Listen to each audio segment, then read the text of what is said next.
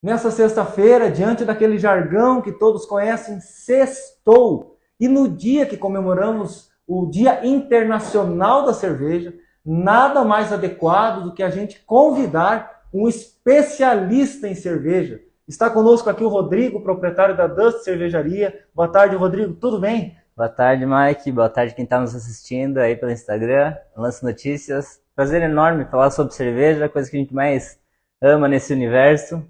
Tamo junto aí. Legal, Rodrigo. Para iniciar nossa conversa aqui, você pode contar para nós um pouquinho da história da cerveja, onde começou, como nós temos a cerveja hoje, de onde que veio? Conta para nós, Rodrigo. Legal. Então hoje, que é o Dia Internacional da Cerveja, né, comemorado no mundo inteiro, a história da cerveja ela é bem ampla, né, mas registros dos egípcios, que foi descoberto até por acaso com o trigo que foi deixado no tempo e com isso acabou chovendo, esse trigo, ou cevada no caso, fermentou e com isso eles descobriram que essa fermentação também trazia um teor alcoólico para esse caldo que foi criado um mosto ali, ninguém sabia disso.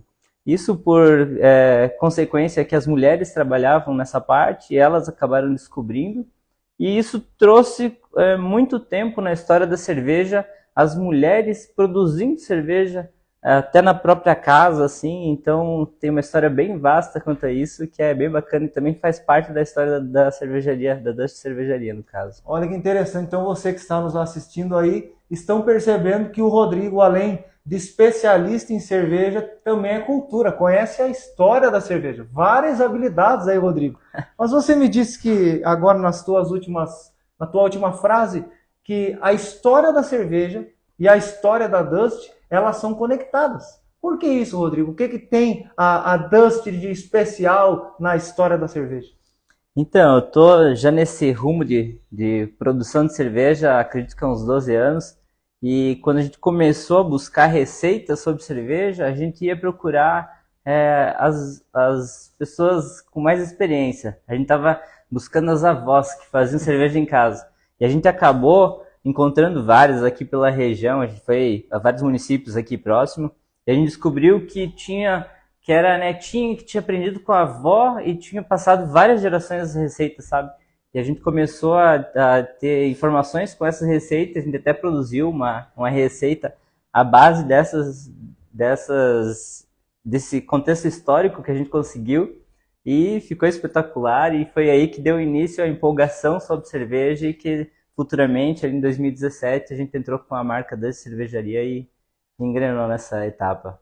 Foi a primeira cerveja que vocês produziram, então foi feita em casa, na cozinha de casa, através de informações dos mais antigos, isso? Isso aí, perfeito. Até no momento posterior, a gente até produziu nossos próprios equipamentos, e daí já em 2013, 14, 2015, com essas panelas ainda assim, feito como a gente fala os homebrew, né? Cerveja craft, assim, que é cerveja artesanal, a gente conseguiu conquistar 3 prêmios no mercado catarinense de cerveja artesanal, no caso caseiro, que foi 2013, 2014, 2015, 3 prêmios já no nível catarinense em cerveja de panela em casa. Então tem um amplo mercado, tem um amplo consumo, mas também tem um quê de idealizar a tua própria receita, sabe? De tu poder fazer algo diferente, colocar um ingrediente legal. E por isso que o craft, que é a cerveja artesanal, ela ganhou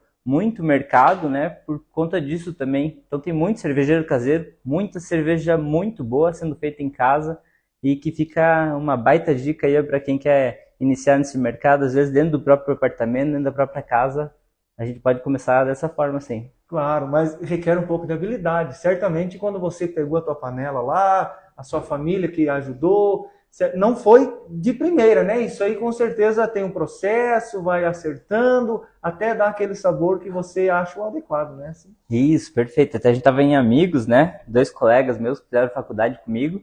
E certamente isso tem que ter experiência, muita, muita, muita leitura para conseguir chegar no nível que a gente queria. E uma das coisas que eu preciso falar é sobre a sanitização dos equipamentos, né? Que quando a gente vai fazer cerveja, a gente fala assim, Bacana. fazer cerveja, misturar os ingredientes, criar um mosto, fermentar.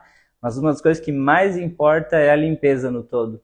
é você ter os equipamentos sanitizados da maneira correta para você ter um produto final de alta qualidade e que você comemore dessa forma, bebendo um produto que você mesmo fez. É uma dica importante, dica importante. Mas, Rodrigo, é, a cerveja, quando você produz a cerveja, a gente pode dizer que cerveja é tudo igual, é toda a mesma coisa, é tudo o mesmo sabor, ou tem diferença de qualidade, de sabores, na preparação? Como é que funciona esse processo todo? Então, não, são todas iguais. Essa é a grande brincadeira do universo cervejeiro, né? Basicamente, a cerveja funciona com 4 ingredientes principais, né? Que são a água, o fermento, o lúpulo e a levedura. Mas diante de todo o processo artesanal, a gente consegue fazer muitas receitas. Hoje, eu acredito em umas 120 estilos classificados.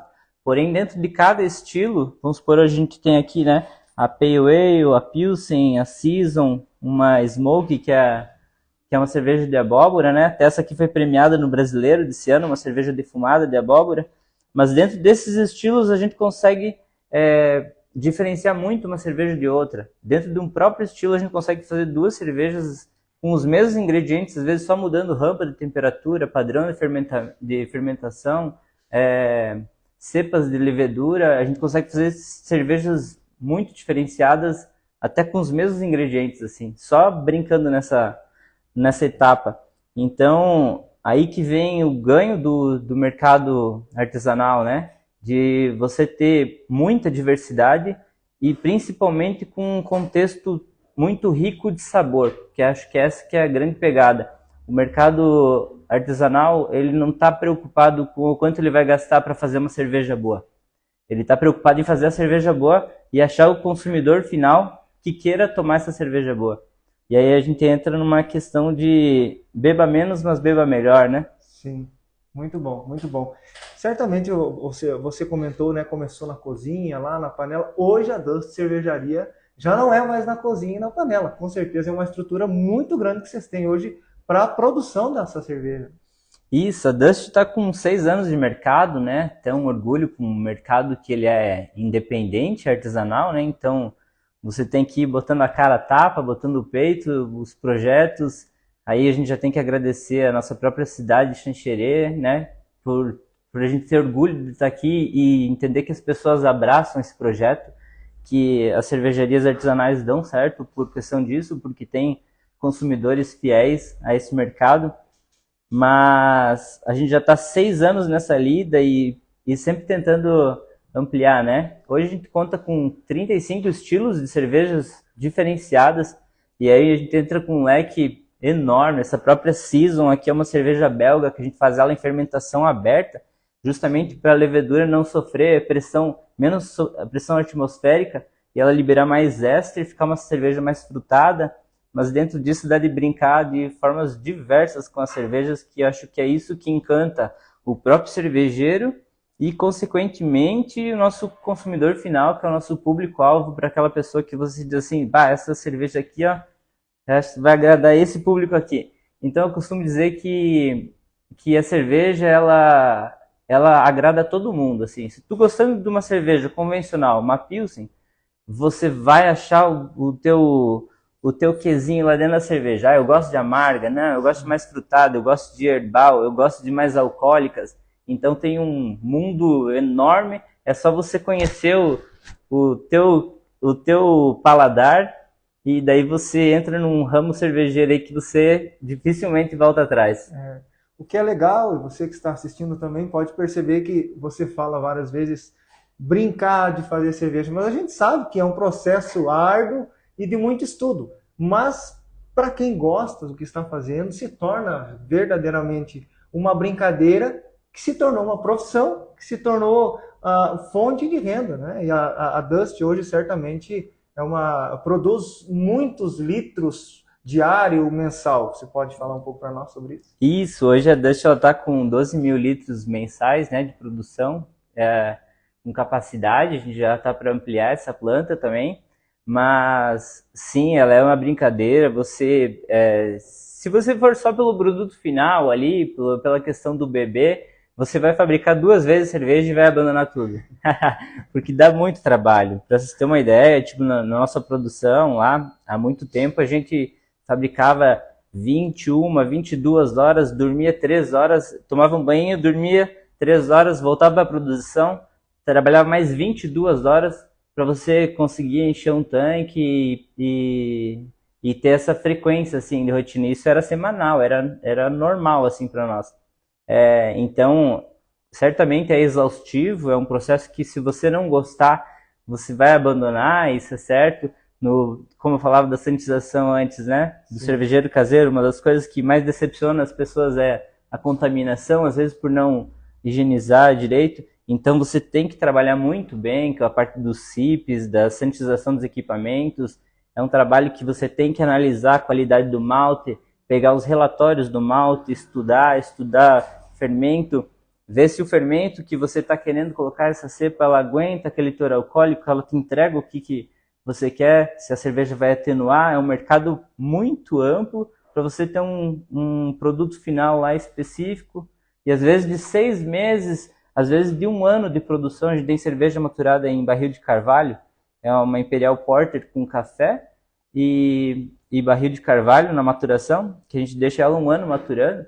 Então, às vezes, para você chegar no produto final que você quer, são 3 anos de teste, de experiência, assim, para você dizer, não, essa cerveja aqui é a que eu quero entregar para o meu cliente e é o melhor que eu posso fazer nesse momento. Então, é um mercado bem bacana. A gente fala de brincar por causa que você consegue idealizar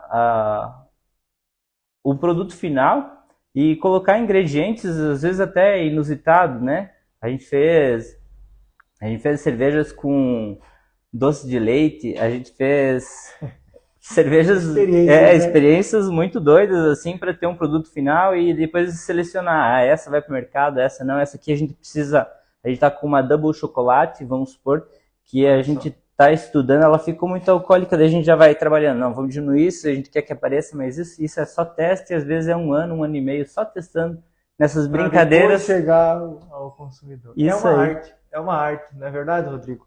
Isso Retomando uma fala sua, você apontou para a cerveja, você disse, isso aqui são para degustadores, não é? Então, nós chegando nesse Dia Internacional da Cerveja, para muitos, às vezes é a oportunidade de também discutir, refletir sobre a responsabilidade no consumo do álcool.